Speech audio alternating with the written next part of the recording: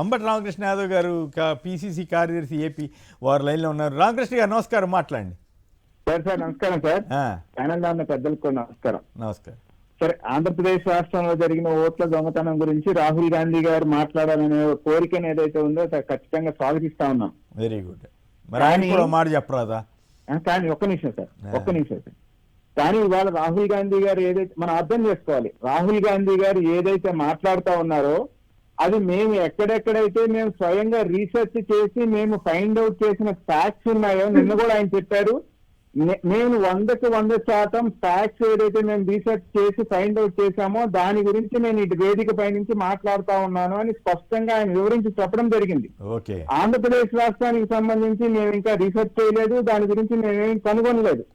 ఇప్పుడు ప్రస్తుతానికి ఒక నిమిషం సార్, దేశంలో ఉన్న 29 రాష్ట్రాల్లో ఆయన నిన్న తీసిన పేర్లు కూడా 3 రాష్ట్రాలు 4 రాష్ట్రాల పేర్లు ఎక్కడైతే డైరెక్ట్ గా బీజేపీ వర్సెస్ కాంగ్రెస్ లో కాంగ్రెస్ కి దెబ్బ తగిలిందో దానికి అనాలిసిస్ చేస్తా ఉన్నాం ప్రస్తుతానికి, దాని గురించి మాట్లాడుతా ఉన్నారు. పాయింట్ నెంబర్ 1 అంటే రెడీమేడ్ గా ఉన్న ఇన్ఫర్మేషన్ వదిలేసి మీరు రీసెర్చ్ చేసి తవ్వాలన్నమాట.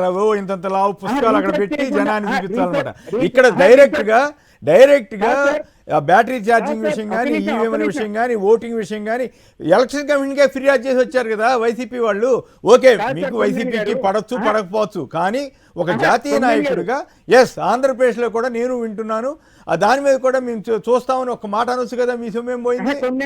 కొన్నేని గారు కాంగ్రెస్ పార్టీ హర్యానాలో ఫిర్యాదు చేసింది, కర్ణాటకలో ఫిర్యాదు చేసింది. మేము ఫిర్యాదులు చేసినా కూడా మళ్ళీ అగైన్ రీసెర్చ్ కండక్ట్ చేసిన తర్వాత విత్ ప్రూఫ్ ఫైండ్ అవుట్ చేసిన తర్వాతే మేము మాట్లాడుతా ఉన్నాం. ఇవాళ వైఎస్ఆర్సీపీ ఇప్పుడు ఈ నెక్సెస్ మొత్తానికి కారణం ఏమని నమ్ముతా ఉన్నాం? NDA plus election commission of India అని నమ్ముతా ఉన్నాం. అంటే major role Bharatiya Janata Party plus election commission of India నమ్ముతా ఉన్నాం. అటువంటిది మళ్ళీ Bharatiya Janata Party RSS candidate కూడా వైఎస్ఆర్ సిపి వెళ్ళి ఉప రాష్ట్రపతికి ప్రణబ్ ముఖర్జీకి ఇచ్చినప్పుడు సమ్మగా ఉందా మీకు? ప్రణబ్ ముఖర్జీ గారికి మద్దతు ఇచ్చినప్పుడు బాగుంది మీకు. మనం సమర్థించుకోవడానికి ఎన్నన్నా మాట్లాడచ్చు, వాళ్ళది. సుప్రీంకోర్టులో కేసు వేసి ఎందుకు ఆగిపోయారు చెప్పమని చెప్పండి. సంవత్సర కాలంలో తేల్చాల్సిన విషయాన్ని సంవత్సర కాలం సైలెంట్ గా ఉండి సంవత్సరం తర్వాత భుజానికి ఎందుకు ఎత్తుకున్నారో మాట్లాడి ఆన్సర్ చెప్పమని చెప్పండి. సో ఏది ఏమైనప్పటికీ రాహుల్ గాంధీ దేశంలో 29 రాష్ట్రాల పేర్లు 28 రాష్ట్రాల పేర్లు తీసి ఆంధ్రప్రదేశ్ ఒక్కటే పక్కన పెట్టాడంటే మనం అతన్ని పాయింట్అవుట్ చేయొచ్చు. కానీ 2-3 రాష్ట్రాల విషయానికి ప్రత్యక్షంగా మీ పార్టీ మీ ఇష్టం కాదు. మీరు భలే కబుర్లు చెబుతున్నారు రామకృష్ణ గారు. మీ పార్టీ విధేయతను మెచ్చుకుంటున్నారు, కానీ ఒక్క నిమిషం ఒక మాట గుర్తు చేయాలి.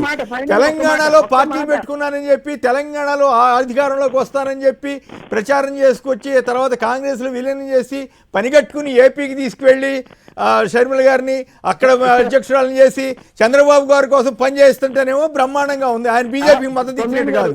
రాహుల్ గాంధీ గారు ఏం మాట్లాడతారు? ఊరుకోండి సార్, అనవసరంగా మీరు ఇబ్బంది పడి మేము అనవసరమైన విషయాలని చెప్పాల్సి వస్తుంది. వద్దు, ఇబ్బంది పడమండి. మళ్ళీ మీకు ఆవిడ మీ కాంగ్రెస్ వాళ్ళు ఎందుకో గొడవ అవన్నీ బయట పెట్టేటట్టు చేయమంటారు.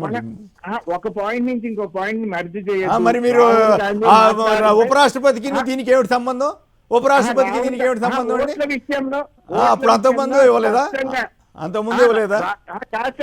మనం బీజేపీని క్వశ్చన్ చేయడం మానేసి రాహుల్ గాంధీని క్వశ్చన్ చేయడం వల్ల వచ్చే లాభం ఏమిటి? లాభమే లేదు. అందుకే మీ రాహుల్ గాంధీ గారు స్పందించక ముందే జగన్ గారు చాలా స్పష్టంగా ఒక్క నిమిషం జగన్ గారు హర్యానాలో మోసం జరిగినట్లుంది అని ఫస్ట్ చెప్పిన ఆయన కాంగ్రెస్ అని చెప్పారా? ఆ మాత్రం జాతీయ స్వభావం మీ నాయకుడికి ఉండాలి కదా. షీలా దీక్షిత్ కొడుకు అనిల్ దీక్షిత్ మాట్లాడాడు కదా AICC office.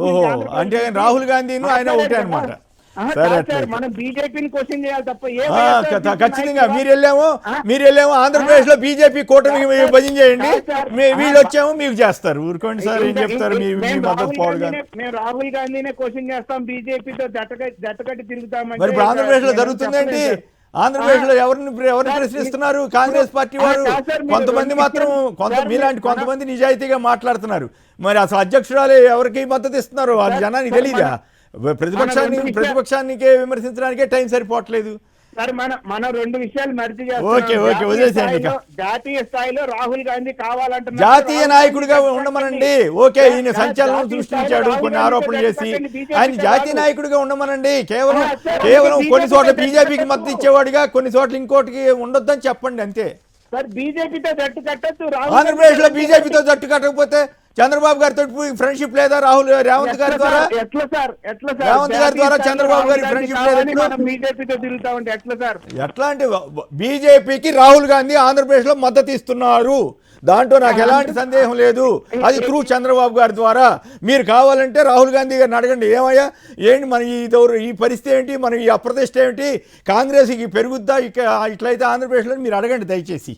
Okay, thank you Ramakrishna గారు, మీరు వచ్చినందుకు. మిమ్మల్ని ఇబ్బంది పెట్టాలని కాదు నా ఉద్దేశం, కానీ నా ఉద్దేశం కాదు, కానీ బట్ చెప్పక తప్పలేదు. రైట్.